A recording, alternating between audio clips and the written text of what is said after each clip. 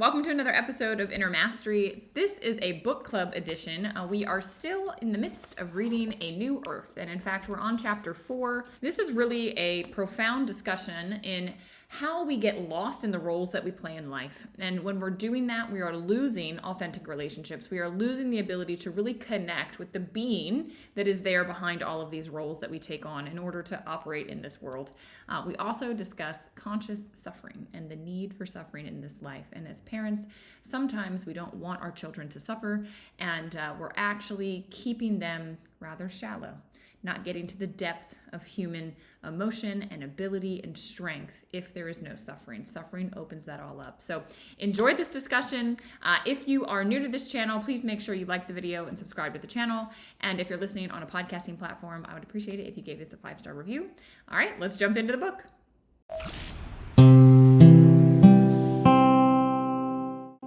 Hey there, Danielle Matthews here. I am coming to you live from Florida, and I'm excited. Today is Monday. It is book club day, and today we are continuing chapter 4 of A New Earth. So if you were joining me live on book club, let me know when you get here. It's a little echoey in this room. Let me open a door. Hang on.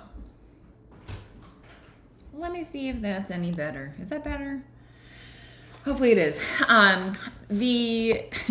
The focus of this chapter is really about conscious parenting, conscious relationships, how you can function where you are not becoming a role, like a role that you play as parent, as spouse, as whatever it might be, but are actually just consciously functioning in that relationship. So it might sound a little off, like, wait, what are we talking about here? But I promise you it's very, very, very, very, very profound, what we're going to discuss. And I don't want to lose any time, so I'm going to jump right in. I keep having to take notes on a separate sheet of paper for for these book clubs.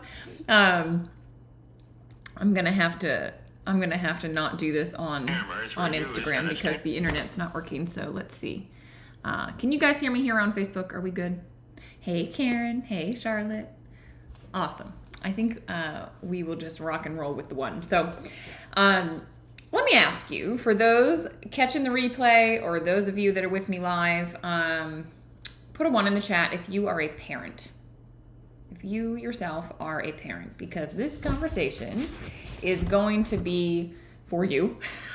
And I think, being a parent is probably the most universal role. It doesn't matter where you live on this planet, what religion you are. Every single person can relate to what it's like to either be a parent or have a parent, right? We're all here because we at least have a parent. So that's the most universal role. And, you can either fulfill the function of being a parent and fulfill that role, or it can sort of become your identity and your sense of self-worth, your sense of self, really, can get really super tied up in that role in a way that is not beneficial to you, not beneficial to the child you're parenting. And that's really what we want to talk about today. So, yes, you can be a good parent and not become overly identified with being a parent, okay? And so what does this look like? Like, yes, you can fulfill the role of providing for your child, making sure they have a home, making sure their needs are met, making sure their questions are answered. Providing, though, when you overdo your role as parent, might be spoiling them so that they never actually learn to stand on their own 2 feet because you're always there, right? And so this doesn't actually serve the child as much. Protection, right? You need to protect your children, but are you being overprotective? Is there a situation where perhaps too you're being over controlling? Well, you should do this. You shouldn't do this. I don't want you to get hurt. So I'm going to do all of these things to protect you and keep you in this safe bubble. Even though the reality is there's no safe bubble on this planet, right? We're talking about this in this chapter. Like, we all suffer. And there's a point to it. It's actually beautiful. So, the way you can kind of audit yourself if you are a parent, right, and your child is already an adult, are you still hyper focused on them? versus your own life, your own well-being, your own development. Okay? This is one of the ways, and don't judge yourself, right? If you read this chapter and you were like, ooh, there's no space for judgment here. It's awareness, right? When we shine the light of awareness on something, awareness is the greatest agent for change. As soon as you become aware of something, that's when we open ourselves to an alternative, right? But if we're just unconsciously in a role, habitually, making sure, like sending money to our kids every month and taking care of all their needs, and they're, 40 years old, it's like, hang on a second, right? Let's maybe look at this differently.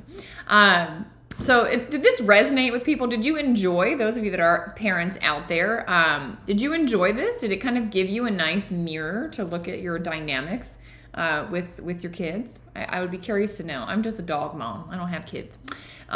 So it's not exactly huge resonance for me. However, I do have parents, so it's helpful to see, and then also to know, right? In the future, children come. So Karen says yes, it was super helpful for her. And you can check, like, do your parents do this to you? So this was something, right, obviously I could review. When their needs to continue to parent don't dissolve away, it can be problematic. And maybe you've seen parents like this, or you've experienced like something like that. And the thing is, if your parents are that way, I think about it like this. If one ego is very involved because it's very identified with being a parent, and you are like, I don't like this. If you meet your parent like this, like, stop controlling me, get away from me, all that stuff, you're just going to create a fight. Like, it's two fists just going back and forth. But if you can just bring the light of awareness to it and just receive and express gratitude that somebody loves you and cares about you and is so wanting to be involved in your life, if you can open up in that way and just shift yourself, the ego only has so much to punch at. When it tries to control you and you don't push back and you just say, oh, thank you, thank you for your thoughts, I appreciate that, whatever, eventually that ego is going to loosen too, and then two hearts can just open and be in connection. And then you can have authentic relationship. That was what was so interesting. He was basically saying, like, if you're super identified with being the role of the parent, you're actually not having an authentic relationship with your child. Being to being. It's just not there, which I thought was like super fascinating. So, don't personalize it. Don't make it problematic. Just realize, again, awareness is the greatest agent for change. That was written on page 99. He said, egoic patterns, even long-standing ones, sometimes dissolve almost miraculously when you don't oppose them internally. You can accept without needing to react to what is said by, say, a parent, and without personalizing it. I thought that was great, right? When two egos are meeting, like, you're taking it personal. You're defending your sense of self. And so it blows up. But if you can just receive and not take what they're doing personally, there's nothing for it to bump up against, right? It's just love. And so eventually it will dissolve just of its own accord. It's pretty wild. He says, if there is awareness in you, you no longer need to believe in every thought you think. How wild is that? So if there is some level of conscious awareness in you, you recognize that you are the one observing the thought. You're the thing that was there quietly before the thought came in. You were there as the thought arrived, and you were there after the thought leaves. And so when you have some level of awareness, you're able to disidentify from the thinking mind, and you're able to say, that's not me. That's coming, and now it's going. And you can choose to engage with the thought and move forward with it, or you can choose to not engage, to not give it energy, to let it dissolve, right? You can choose to just be open and receive what's coming at you and watch the reaction to it, but not engage with the reaction. Does that make sense? Like, high five me, give me a 5 if that makes sense to you, because that's huge. And when you realize that you don't have to believe every thought you think, that's when you start to get liberated, okay? It is absolutely phenomenal to be able to live in your mind and realize, oh, I don't have to think this stuff. This stuff does not need to take over my life, all right? It's super, super, super powerful. So some advice about conscious suffering, which I think was For me, this was the best part of the chapter, because I think this has to do with every experience in life. Yes, relationships with your kids, but just all experiences. Okay, so he talks about just some good parental advice. This is page 101. If you have young children, give them help, guidance, and protection to the best of your ability. But even more important, give them space. Space to simply be. That is what it's all about, all right? And kids have to learn. They have to learn by making mistakes, right? A baby has to fall down a bajillion times before it figures out how to walk. And if you just keep picking them up, they're never going to learn to walk, right? You have to go through that process. Give them the space to be, to figure out their appendages, to figure out their way around this world, to fall in love with this world, fall in love with themselves. You have to do it. Many people say, wouldn't it be wonderful if you could spare your kids suffering? Wouldn't it be wonderful if you could spare your kids suffering? I am curious. For those of you that are parents, put a 1 in the chat if you think it would be wonderful if you could spare your kids suffering. I know some of you, your kids are going through some intense things right now. If you could wave a magic wand and spare your child suffering, would you do it? Put a 1 if yes, put a 2 if no. If there was a way to just say, oh my gosh, I'm going to take away all suffering from my child. 1, yes, I would do it. 2, no, I wouldn't. I'm curious to know. Because he goes forward in this and he talks about conscious suffering. And he says, look, if you could remove all suffering, Stephanie says, no, I wouldn't, right? If you could remove all suffering, would you? No. Our heart wants to not, right? Wants them to not have to suffer, wants to remove it. But the truth is, it's needed. And I just loved how he put this. This is the top of page 102. He said, they would not evolve as human beings without suffering. Karen says, no, but I have in the past. Yeah, there you go, right? It's like a natural, I think, inclination, right? Like a mother wants to protect. But they will not evolve as human beings and would remain shallow, identified with the external form of things. Suffering drives you deeper. This line I thought was like everything. Suffering drives you deeper. Deeper where? Out of your thinking mind, right? Out of identifying with the contents in the container. It drives you deeper to ask different questions, to realize, oh my, I'm the container. Without suffering, you don't question what's in here. Without suffering, you just keep identifying with it. You know, if all is good and happy, why would I ever question, that I'm identified with good and happy and life is great? When suffering happens, he says suffering drives you deeper. It drives you into deeper questioning. It drives you into realizing you are more than your thoughts. The paradox is that suffering is caused by identification with form, and it erodes identification with form, right? We suffer because we forget that we're the container. We believe that we're the contents of the container. We're the stuff inside the container. This is the container I have next to me right now. So we believe that we're the contents inside of here. And that is what causes suffering, right? Original sin. Forgetting that you are more. Missing the mark.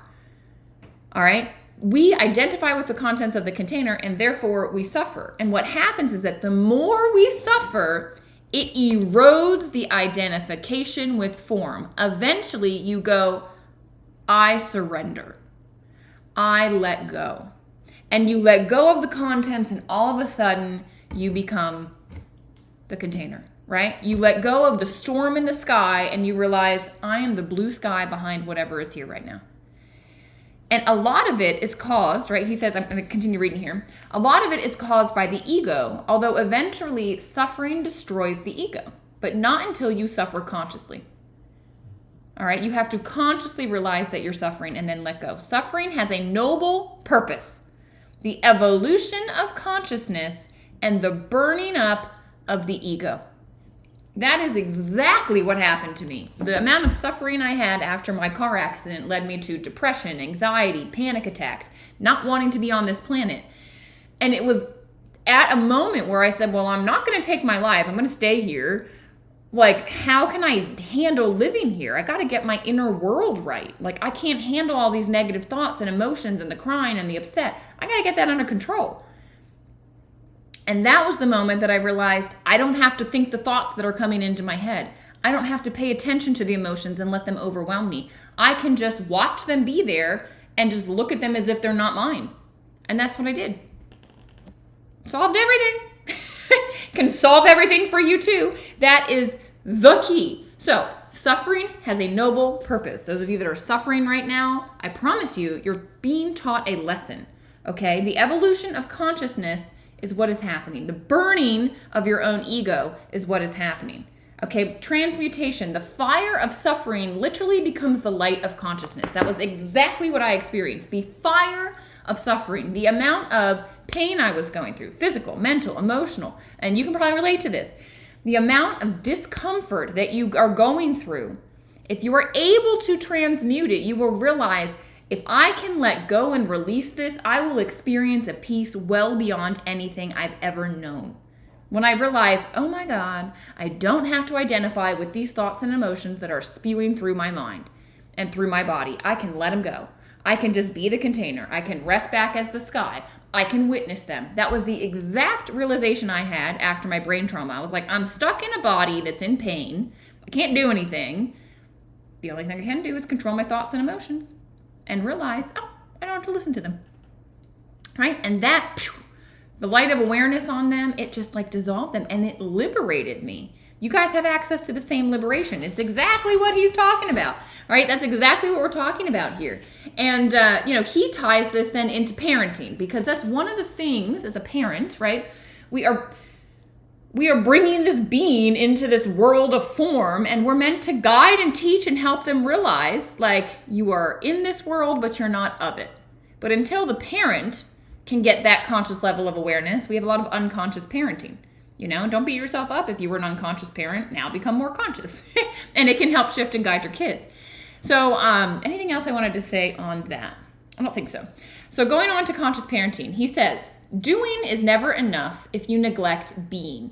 I remember one time my therapist that I was going to years ago said, Danielle, you're not a human doing, you're a human being. You need to stop doing and you need to just be. And I was like, well, what? Right? This was right after my accident where all I wanted to do was get back to work and doing things and whatever. He was like, you can't. And by the way, you're a human being. Why don't you experience the being aspect of your nature? And I was like, what does that even mean?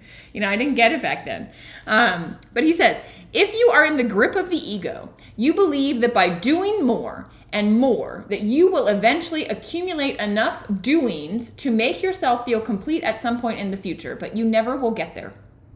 You will only lose yourself in the doing. So let me ask you this. How do you bring being into the life of a busy family and into the relationship with your kids? I am opening that up to you all. How could you bring a sense of being into your life, into your relationship with your kiddos? How can you do it? It's a big ask. It's a big thing to think about. He gives 2 suggestions, okay? And if you weren't sure, this is between page 103 and 104. So the way to bring beingness in, all right, how to bring beingness in is attention, presence, okay? So one of the ways is through form. So being present with your kid, meaning helping them with homework, helping them with a challenge at work, helping them, being present with the needs of the world of form, all right, telling them what to do, where to go, where to be on time, blah, blah, blah, right? That's one thing. But that will never, ever, what is this? Someone is spamming the chat. So we are going to delete this person and ask them to leave. Can I kick them off? I don't know.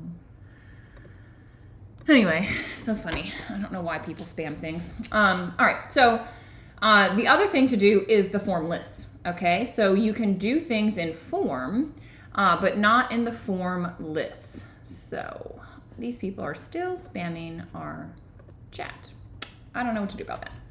All right, recognize, okay, that the formless way of being is pure presence. The formless way of being is literally, I'm going to read this to you. As you look at, listen to, touch, or help your child with this or that, the formless way of being, you are alert, still, completely present, not wanting anything other than the moment as it is. In this way, you make room for being. In that moment, if you are present, you are not a father or a mother. You are the alertness, the stillness, the presence that is listening, looking, touching, even speaking. You are the being behind the doing. That is how you can bring beingness into your family, into your relationships. I look at this, I'm like, this is not just parent-child. This is every relationship. Be purely present, right? In the moment. Be the alertness, be the stillness, be the one that is just true. That's unconditional love, right? Like, think about how just space is, air is. It's just always there. It's just still, it's alert, it's here, it's receiving. No judgment, right? It's just there. Okay? So, the other thing is to recognize within your child that they are a human being and not a human doing, and to be able to stay in that space, right? We have to spin. There's a polarity in life. Like, we're here, the human is a form, but the being is a being. We're a human being. I mean, what a beautiful way that they named us. So the human is the form part. The being is the thing witnessing the experience of being human. We are human beings. And the problem we get into is when we go from this polarity, this swing between them, to duality, where we just recognize ourselves as the human, as the form, and we forget our being nature. It's a mess when that happens. When you come back to being, that's why, what brings you back to being?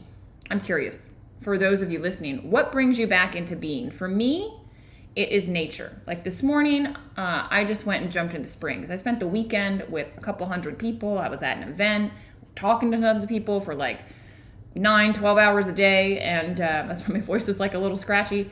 But I got home, I went to bed, I woke up, I went out in nature. I just reset my whole system. It brings me back into the being part because I was very much a human this weekend. We have to reset ourselves. So what do you do to reset yourself? Meditation. I just did yoga nidra this morning, guided meditation. It just totally rejuvenated me. It's another way that you can get in touch with that being. Breath work, music, drawing, writing, anything that brings you into the present moment and quiets the mind is a very powerful way to bring you out of form and into the formless, out of the humanness and into your beingness. And again, you don't just want to be in your beingness all the time, just meditating all the time. Like, no, you're here to experience life. You're here to go play in the world of form, but it's the balance of the two. Does that make sense? All right, it's not like, it's not one or the other is better. It's the two. Like, we are beings here to experience what it's like to be human and all of that. Yes, so Charlotte, music. Yeah, for me as well. And dancing, it's so fun. I started dancing once a week with a group, and it's just like, it's a blast. It's an absolute blast. It totally brings you into your body, into just the present moment. It's great. All right, what else did I want to say? I loved what he pointed out. He said, when you find the formless dimension in yourself, then there is true love in a relationship.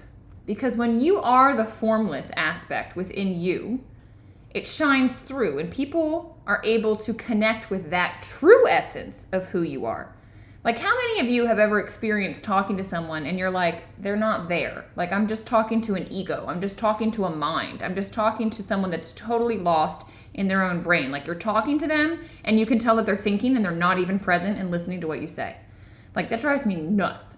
When I'm around somebody like that, I'm just immediately like, okay, and I end the conversation. Like, great meeting you, bye. Because what's the point, right? I can't touch your essence. You know, there's no you back there. I've had experiences though where I just see the being, right? And I'll never forget. I forget what the dynamics were of what was said, but I was in Iceland.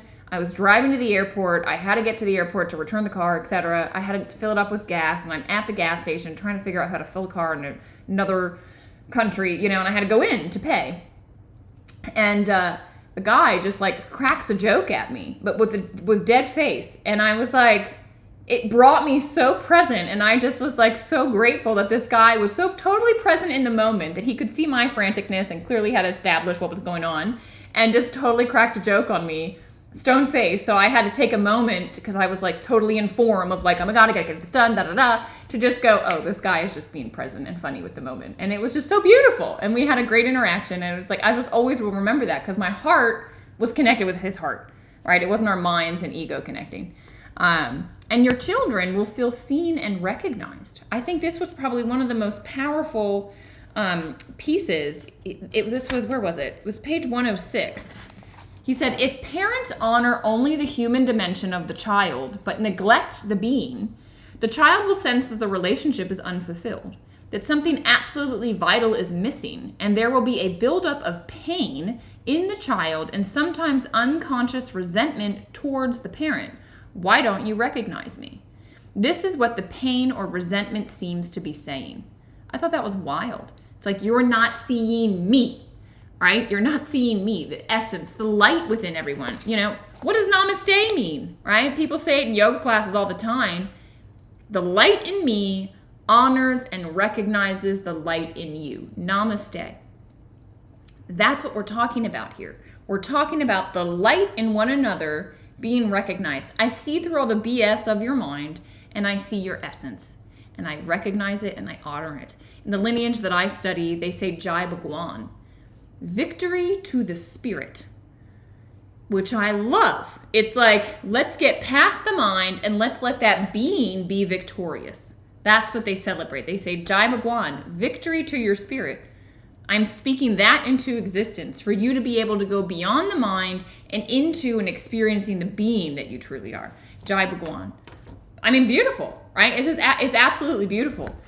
So I want to wrap up and see if this kind of, wow, this was just so beautiful. He said, when another recognizes you and that recognition draws the dimension of being more fully into this world through both of you.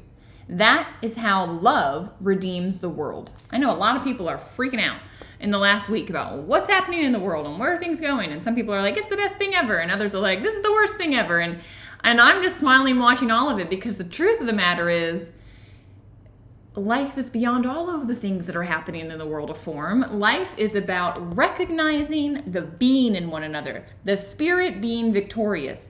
The light in me honoring and seeing the light in you. And when that happens, it grows brighter in both of us.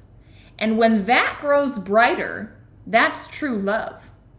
And when that is brighter, we start to live in a world where love is more present. And you would probably all agree that right now, love is not present. Fear and division and craziness is very, very present in our world right now. How do you bring more love in? The love that redeems this world?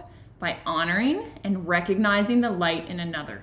If you disagree politically with someone, that's your mind, right? I'm right, they're wrong. That's ego. Let it go. See the light in them. See that their conscious level of awareness maybe isn't there. They don't really see what's going on. They think something's happening that's not happening. Whatever it might be. Honor the light in them. Okay, and I'll close on this. It has been said God is love, but that is not absolutely correct. God is the one love. God is the one life in and beyond the countless forms of life. Love implies duality, the lover and the beloved, the subject and the object. So love is the recognition of oneness in the world of duality. This is the birth of God into the world of form. Love makes the world less worldly.